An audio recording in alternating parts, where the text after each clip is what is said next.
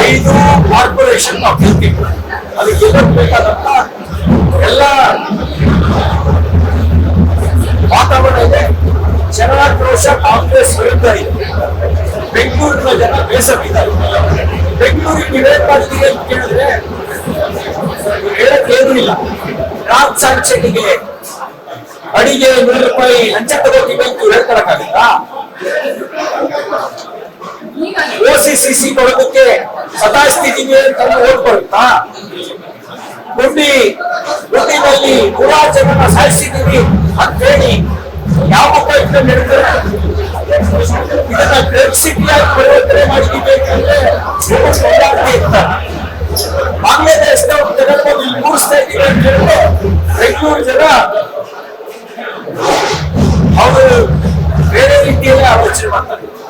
ಹಾಗಾಗಿ ಈ ಭ್ರಷ್ಟ ಕಾಂಗ್ರೆಸ್ ವಿರುದ್ಧ ಎಲ್ಲರ ತರ ನೀರಿಂದಲೇ ಏರಿಕೆ ಮಾಡಿದ್ರು, ಕಸದರೆ ಏರಿಕೆ ಮಾಡಿದ್ರು, ಯಾವ ಬಿಟ್ಟಿದ್ದಾರೆ ದರ ಏರಿಕೆ ಮಾಡಿದ್ರೆ ಇವರೆಲ್ಲದರ ವಿರುದ್ಧ ಹೌಸಿಂಗ್ ಟ್ಯಾಕ್ಸ್ ಜಾಸ್ತಿ ಮಾಡಿದ್ರು. ಇವರೆಲ್ಲದರ ವಿರುದ್ಧ ಬೆಂಗಳೂರು ಜನ ಬೇಸರಿದ್ದಾರೆ. ಕಾಂಗ್ರೆಸ್ ಸೋಲೋದು ಸಮಸ್ಯೆ.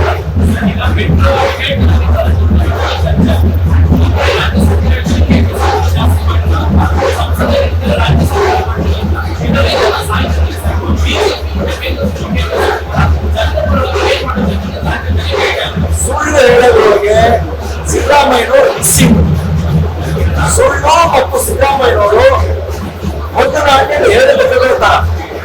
ಸುಳ್ಳಿನಿಂದಲೇ ಪ್ರಾರಂಭ, ಸುಳ್ಳಿನಿಂದಲೇ ದಿನದ ಅಂತ್ಯ.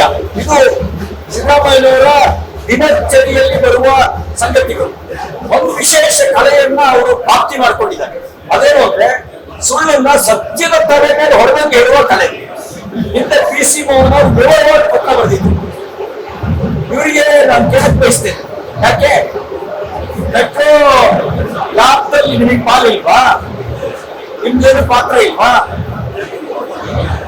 ಅಲ್ಲಿ ಅದೊಂದು ಚೇರ್ ಪರ್ಸನ್ ಮಾಡ್ತಾರಲ್ಲ, ಅದರೊಳಗೆ ಅದನ್ನ ಅವ್ರ ಹೆಸರನ್ನ ಸೂಚಿಸೋದೇನೋ ನಿಮ್ ರಾಜ್ಯ ಸರ್ಕಾರ ಏನು ಹೆಸರನ್ನ ಸೂಚಿಸಲ್ವಾ? ಇಲ್ಲಿಂದಲೇ ನಿಮ್ಗೆ ಗೊತ್ತಾಗುತ್ತೆ ಎಷ್ಟು ಸುಳ್ಳು ಹೇಳ್ತೀವಿ ಅಂತ. ಎಲ್ಲ ವಿಷಯದಲ್ಲೂ ಸುಳ್ಳು ಹೇಳೋದೇ ಜಾಯಮಾನ. ಭ್ರಷ್ಟರನ್ನ ರಕ್ಷಣೆ ಮಾಡೋದು, ಭ್ರಷ್ಟಾಚಾರ ಪೋಷಣೆ ಮಾಡೋದು.